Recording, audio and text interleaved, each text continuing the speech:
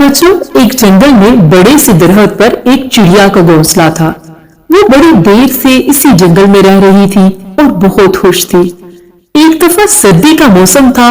एक रात को बहुत ज्यादा ठंड पड़ रही थी।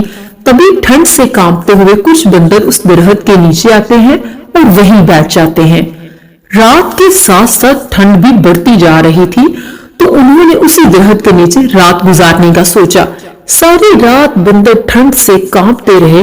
तो एक बंदर ने कहा कि सर्दी बहुत ज्यादा है, अगर कहीं से आग सेकने को मिल जाए तो सुकून आ जाए।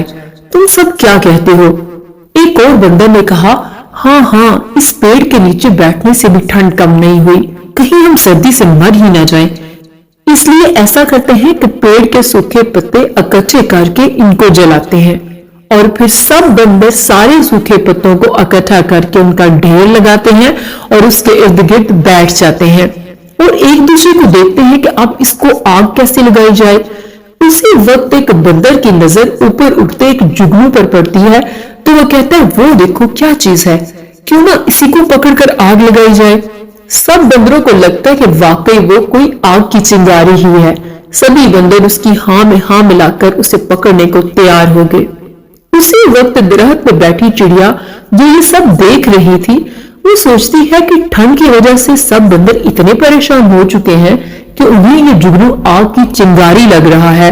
क्योंकि ये मेरे दरख्त के नीचे है, इसलिए मेरा फर्ज बनता है कि इनको बताऊं कि ये जुगनू है। तभी वो बंदरों से कहती है कि बंदर भाइयों, ये कोई चिंगारी नहीं बल्कि ये जुगनू है, इसकी रोशनी से तुम लोग आग नहीं जला सकते। लेकिन बंदर उसकी बात अनसुनी कर देते हैं और चिड़िया से कहते हैं कि तुम हमें बेवकूफ समझती हो, हमें सब पता है, इसलिए तुम अपने काम से काम रखो। और फिर जुगनू के पीछे उसको पकड़ने को भागते हैं।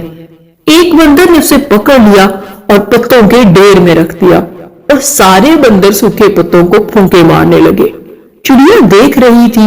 उसने फिर कहा कि इस तरह आग नहीं लगेगी, तुम दो पत्थरों को आपस में रगड़ो तो उससे आग निकलेगी, फिर तुम इन पत्तों को जला सकते हो। बंदरों ने उसे घूरा कि तुम चुप रहो। चिड़िया से रहा ना गया तो उसने फिर कहा कि ऐसे आग नहीं जलेगी।